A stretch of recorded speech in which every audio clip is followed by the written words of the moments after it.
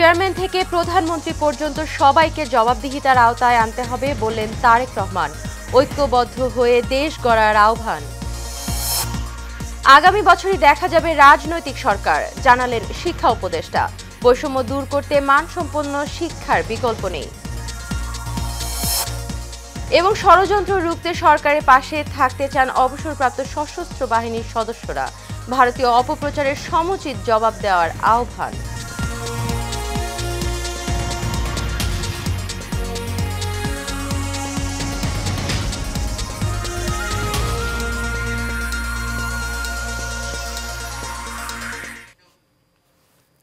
স্বাগত এশিয়ান নিউজে। পুরো সময় জুড়ে আপনাদের সঙ্গে রয়েছে আমি অরণ্য বিনতি ইউনুস। এতক্ষণ শুনছিলেন বিআরবি কেবল ইন্ডাস্ট্রিজ লিমিটেড সংবাদ শিরোনাম। চলে যাচ্ছি পুরো খবরে।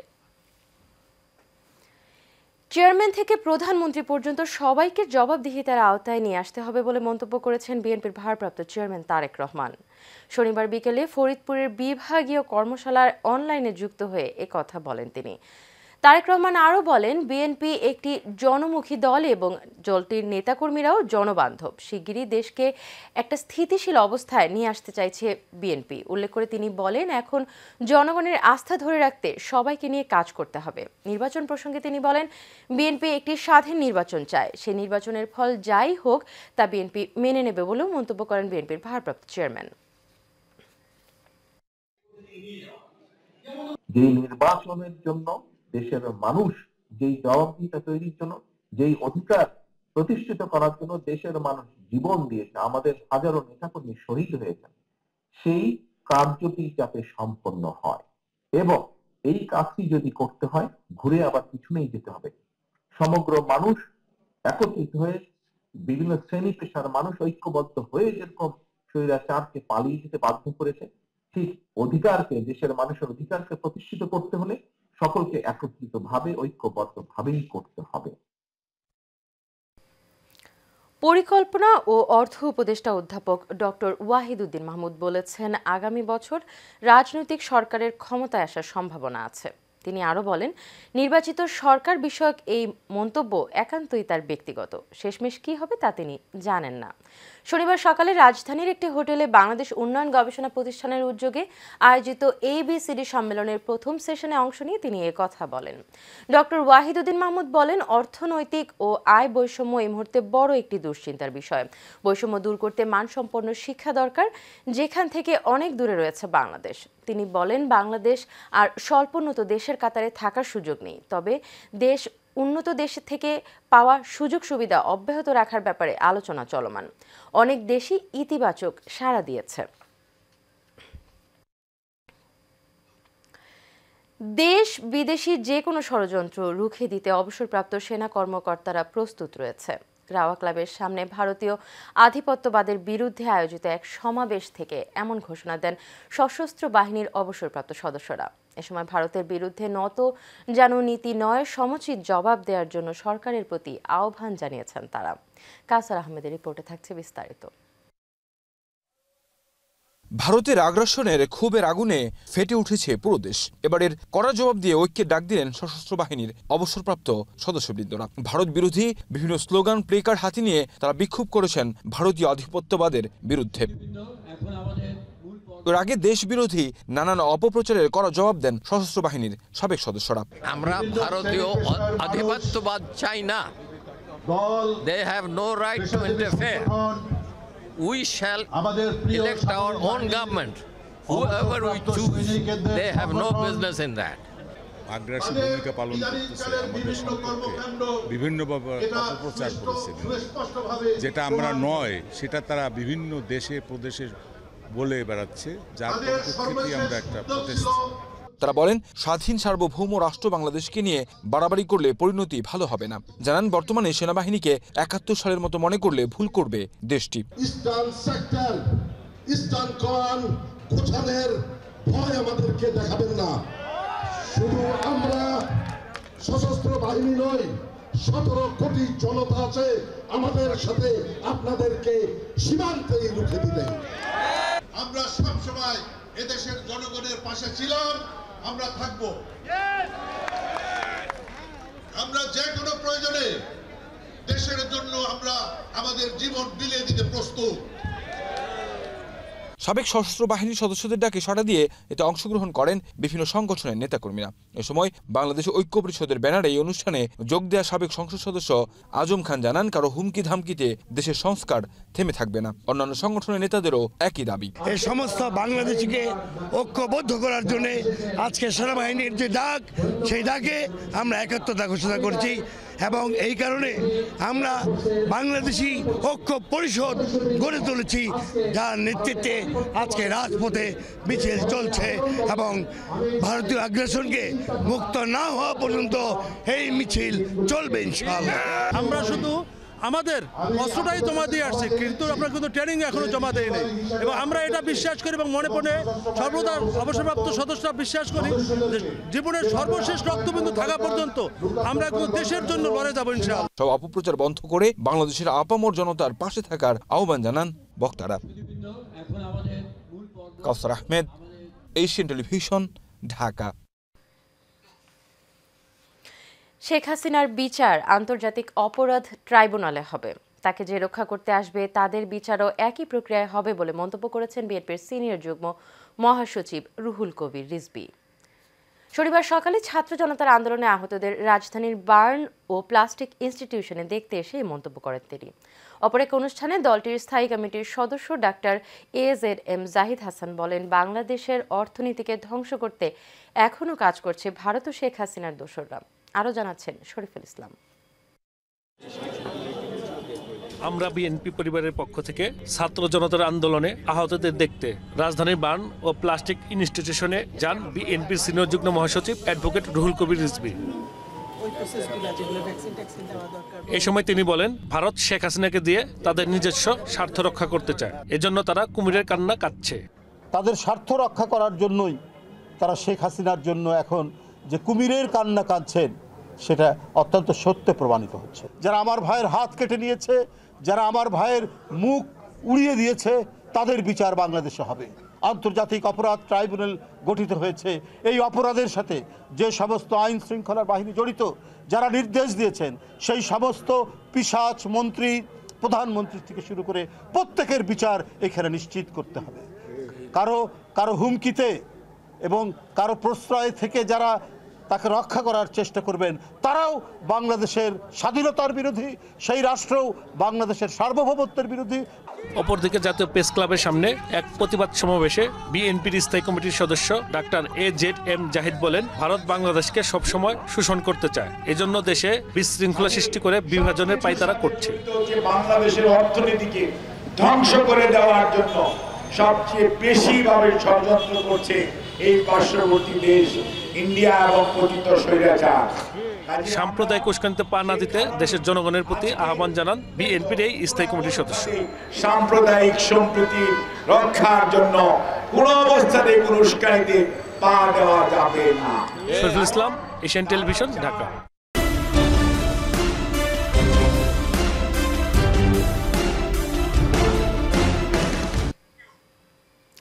সিলেটের কোম্পানীগঞ্জ উপজেলার সাদা পাথর পর্যটন কেন্দ্রটি দেশের অন্যতম একটি জনপ্রিয় পর্যটন গন্তব্য। পাথর, পানি এবং পাহাড়ের অপূর্ব সমন্বয়ে সাদা পাথরকে পর্যটকদের কাছে আকর্ষণীয় করে তুলেছে। প্রতিদিনই এখানে ভিড় জমাচ্ছেন প্রকৃতিপ্রেমীরা, কিন্তু প্রকৃতির এই নৈসর্গিক সৌন্দর্যের মাঝে রয়েছে নানান সমস্যার ছাপ। আজিজুর রহমানের প্রতিবেদনে বিস্তারিত জানাচ্ছেন শেখ ফাহিম। সিলেটের কোম্পানীগঞ্জে সাদা পাথর পর্যটন কেন্দ্রটিতে বিপুল সংখ্যক পর্যটকের আগমন ঘটে, কিন্তু সাদা পাথরে যাওয়ার পথে চরম ভোগান্তির মুখে পড়তে হয় ভ্রমণ পিপাসুদের। শুকনো মৌসুমে সড়কের ধুলোবালির কারণে যাতায়াত হয়ে ওঠে কষ্টকর। এছাড়া পর্যটন কেন্দ্রে পর্যাপ্ত টয়লেটের অভাব এবং নারী ও শিশুদের জন্য নিরাপদ ও স্বাস্থ্যসম্মত টয়লেটের ব্যবস্থা না থাকায় ভোগান্তি চরমে পৌঁছেছে। নিরাপত্তা ব্যবস্থাও পর্যটকদের মধ্যে ক্ষোভের কারণ হয়ে দাঁড়িয়েছে। অনেক জায়গায় দেখা যায় যে আপনার পাবলিক টয়লেট, তারপরে আপনার কিছু জায়গায় আছে আপনার একটু মানে এলোমেলো আর কি, মানে দোকানপাটগুলো, এগুলো একটু সুসজ্জিতভাবে সরকারের একটু দৃষ্টিপাত করলে জিনিসটা তার পর্যটন কেন্দ্রগুলো আর একটু সুন্দর হবে আর কি। এখানে ম্যানেজমেন্টের আরেকটু হয়তো বা উন্নতি করার সুযোগ আছে আমার যতটুকু মনে হয়। এছাড়া পর্যটক অনেক বেশি, বাট এদেরকে সুষ্ঠুভাবে ম্যানেজ করলে আমার মনে হয় এখানে আরও পর্যটক আসবে। সাদাপাথর পর্যটন কেন্দ্রে পর্যটকদের নিরাপত্তা নিশ্চিতে পুলিশের একটি টহল টিম সক্রিয় রয়েছে। এছাড়া পর্যটন সংশ্লিষ্ট বিভিন্ন বিষয়ে দেখভাল করতে স্থানীয় প্রশাসনও কাজ করছে বলে জানান কোম্পানিগঞ্জ থানার ওসি। বিশেষ করে শুক্র এবং শনিবারে অনেক পর্যটকের সমাগম হয়। সেক্ষেত্রে আমাদের পরিকল্পনা হচ্ছে এখানে যদি আমরা টুরিস্ট পুলিশের একটা টিম বা একটা ক্যাম্প যদি আমরা আনতে পারি, তাহলে অনেকাংশে পর্যটকদের যেই অভিযোগগুলো আছে সেগুলো দূরীভূত করা সম্ভব হবে। এ ব্যাপারে আমাদের ইতিমধ্যে কথা বলা আছে এবং আমরা আরও কথা বলবো, পত্র আলাপ করব। সিলেটের সাদাপাথর দেশের একটি সম্ভাবনাময় পর্যটন কেন্দ্র, কিন্তু অব্যবস্থাপনা ও ভোগান্তির কারণে পর্যটকদের মুগ্ধতা অনেকাংশেই মলিন হয়ে যায়। সঠিক পরিকল্পনা ও কার্যকর পদক্ষেপ গ্রহণ করা গেলে সাদাপাথর হয়ে উঠতে পারে দেশীয় পর্যটনের গর্ব। Sheikh Fahim, Asian television. নোয়াখালীর সেনবাগে ঐতিহ্যবাহী ইদিলপুর শিক্ষা ও সংস্কৃতি ফাউন্ডেশনের উদ্যোগে মেধাবীদের মাঝে শিক্ষাবৃত্তি পরীক্ষার পুরস্কার এবং সনদপত্র বিতরণী করা হয়েছে। শনিবার দুপুরে উপজেলার অজুনতলা ইউনিয়ন পরিষদের ইদিলপুর সরকারি প্রাথমিক বিদ্যালয় প্রাঙ্গণে ফাউন্ডেশনের সভাপতি লায়ন জসিমউদ্দিনের সভাপতিত্বে এবং ফাউন্ডেশনের সাধারণ সম্পাদক মোহাম্মদ ইসহাকের পরিচালনায় এই আয়োজন করা হয়। সভায় প্রধান অতিথি হিসেবে মেধাবীদের মাঝে পুরস্কার এবং সনদপত্র তুলে দেন টপস্টার গ্রুপের ব্যবস্থাপনা পরিচালক লায়ন সৈয়দ হারুন MJF। এ সময় অন্যান্যদের মাঝে আরও উপস্থিত ছিলেন ভ্যালেনেক্স লিমিটেডের চেয়ারম্যান সিকান্দার আলী মানিক, ব্যবসায়ী মোহাম্মদ হারুনুর রশিদ সহ অন্যান্যরা। স্বাধীনতার পরে বাংলাদেশের কোনো সরকারই পালিয়ে যায়নি, একমাত্র স্বৈরশাসক খুনি হাসিনা ছাড়া। বর্তমানে আওয়ামী লীগের নেতাকর্মীরা এতিম হয়ে গেছে, তাদের নেতাকর্মীদের খোঁজ খবর নেয়ারও কেউ নেই বলে মন্তব্য করেছেন বিএনপির চেয়ারপারসনের উপদেষ্টা ব্যারিস্টার AM মাহবুবউদ্দিন খোকন। সোনাইমুড়ি উপজেলার সোনাপুর ইউনিয়নে আমিশাপাড়া কলেজের সাবেক ছাত্র নেতা ফারুক হোসেনের সংবর্ধনায় প্রধান অতিথির বক্তব্যে তিনি এসব কথা বলেন। এ সময় উপস্থিত ছিলেন সোনাইমুড়ি উপজেলা ও ইউনিয়ন বিএনপির অঙ্গ সহযোগী সংগঠনের নেতাকর্মীরা। নোয়াখালীতে যুবলীগ নেতা ও উপজেলা ভাইস চেয়ারম্যান কর্তৃক দখলকৃত বাড়ি উদ্ধারের দাবিতে সংবাদ সম্মেলন হয়েছে। বেগমগঞ্জ উপজেলার সাবেক ভাইস চেয়ারম্যান ও উপজেলা যুবলীগের আহ্বায়ক নূর হোসেন মাসুদের বিরুদ্ধে প্রবাসী স্ত্রী কাজল রেখা চৌমুহনী কুড়িপাড়ার বাড়ি দখলের অভিযোগ করেছেন। সংবাদ সম্মেলনে বাড়ির মালিক কাজল রেখা অভিযোগ করে বলেন, নূর হোসেন মাসুদ দলীয় প্রভাব খাটিয়ে 2010 সালে 3 তলা বিশিষ্ট বাড়িটি দখল করে তার থেকে বের করে দেয় ভুক্তভোগীকে। এখন দখলমুক্ত করে বাড়িটি তাকে বুঝিয়ে দিতে প্রশাসনের হস্তক্ষেপ কামনা করছেন ভুক্তভোগী। কক্সবাজারের কুতুবদিয়ার লেমশিখালীতে নিজ উদ্যোগে নবনির্মিত মসজিদে বায়তুল্লাহর উদ্বোধন করেছেন উপজেলা প্রেস ক্লাব কুতুবদিয়ার উপদেষ্টা ও কুতুবদিয়া অ্যাডভোকেট অ্যাসোসিয়েশনের সভাপতি অ্যাডভোকেট ফিরোজ আহমেদ।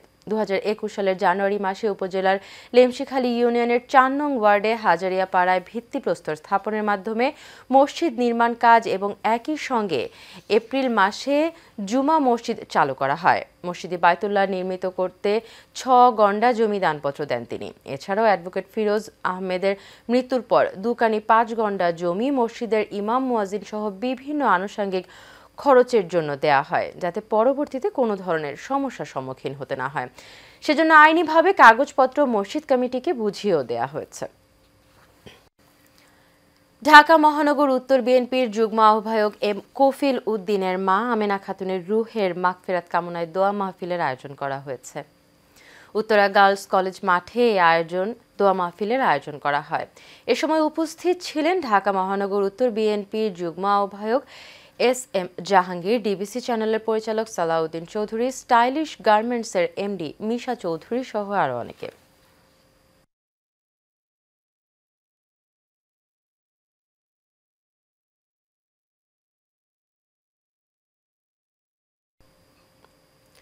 সততা, কাজের গুণগত মান ও গ্রাহক সেবায় যে কোনো প্রতিষ্ঠান তার কাঙ্ক্ষিত লক্ষ্য অর্জন করতে পারে। আবাসন শিল্পের অন্যতম প্রতিষ্ঠান দ্য স্ট্রাকচারাল ইঞ্জিনিয়ার্স লিমিটেডের প্রতিষ্ঠা বার্ষিকীতে এমনটি বলেন বিশ্ব সাহিত্য কেন্দ্রের প্রতিষ্ঠাতা অধ্যাপক আব্দুল্লাহ আবু সাইদ। গ্রাহক সেবায় প্রশংসা অর্জন করে 41 বছর অতিক্রম করল আবাসন প্রতিষ্ঠান দ্য স্ট্রাকচারাল ইঞ্জিনিয়ার্স লিমিটেড। এই উপলক্ষে রাজধানীর একটি কনভেনশন হলে শুভেচ্ছা বিনিময় এবং মিষ্টিমুখের আয়োজন করা হয়। SEAL এর ব্যবস্থাপনা পরিচালক, বাংলাদেশ রেডিমিক্স কংক্রিট অ্যাসোসিয়েশনের সভাপতি প্রকৌশলী মোহাম্মদ আব্দুল আউয়াল কোম্পানির ভবিষ্যৎ কর্মপরিকল্পনা তুলে ধরে গ্রাহক সেবার মান বাড়ানোর আশাবাদ ব্যক্ত করেন। অনুষ্ঠানে প্রতিষ্ঠানের কর্মকর্তা, কর্মচারী, ল্যান্ড ওনার, গ্রাহক, সরবরাহকারী এবং ঠিকাদার প্রতিষ্ঠানের প্রতিনিধিরা উপস্থিত ছিলেন।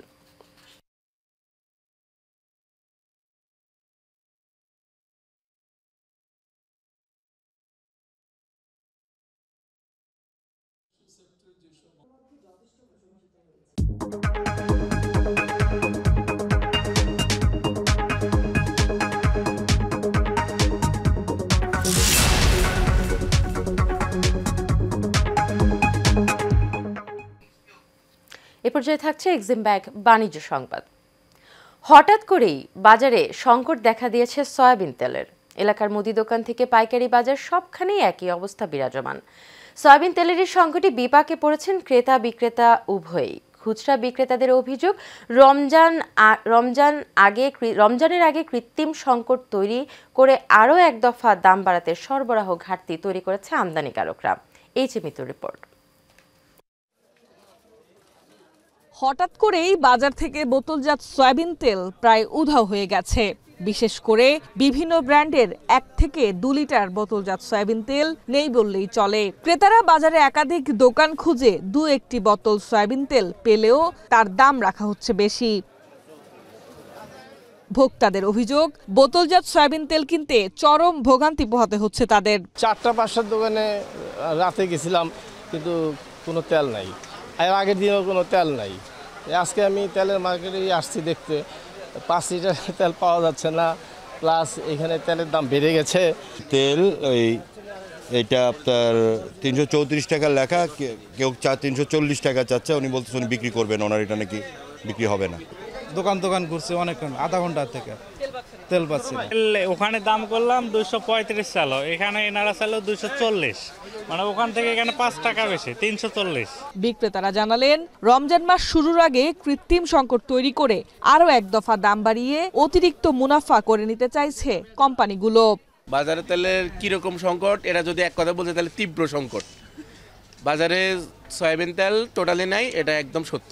প্রতিদিন চাহিদা আছে 10 কার্টন তেল, দিতে পারি না। কাস্টমার মিলিয়ে দিলে ওই যে 2 লিটার হয় না, মিলিয়ে দিলে দেয়। তেলটা একটা সিন্ডিকেট করার জন্য তারা আসলে শুধু তেল কিনতে আসে।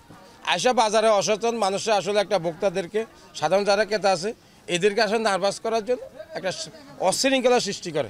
বিশেষজ্ঞদের আশঙ্কা, এই সংকট সিন্ডিকেটের উদ্দেশ্যমূলক কার্যক্রমের ফল এবং রমজান উপলক্ষে নিত্য প্রয়োজনীয় পণ্যের বাজারে এর নেতিবাচক প্রভাব ফেলতে পারে।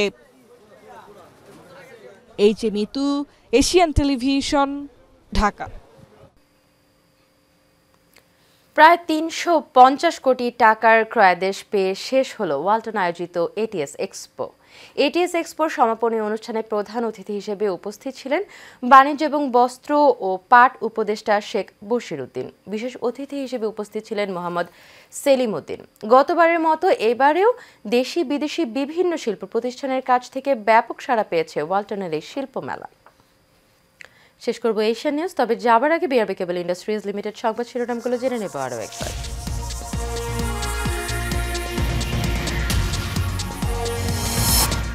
চেয়ারম্যান থেকে প্রধানমন্ত্রী পর্যন্ত সবাইকে জবাবদিহিতার আওতায় আনতে হবে বললেন তারেক রহমান। ঐক্যবদ্ধ হয়ে দেশ গড়ার আহ্বান।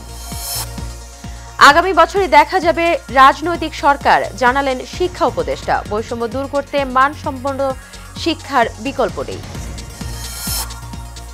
এবং ষড়যন্ত্র রুখতে সরকারের পাশে থাকতে চান অবসরপ্রাপ্ত সশস্ত্র বাহিনীর সদস্যরা। ভারতীয় অপপ্রচারের সমুচিত জবাব দেওয়ার আহ্বান। এশিয়া নিউজ এ পর্যন্তই। পরবর্তী সংবাদ দেখার আমন্ত্রণ রইল। এতক্ষণ সাথে থাকার জন্য সবাইকে ধন্যবাদ।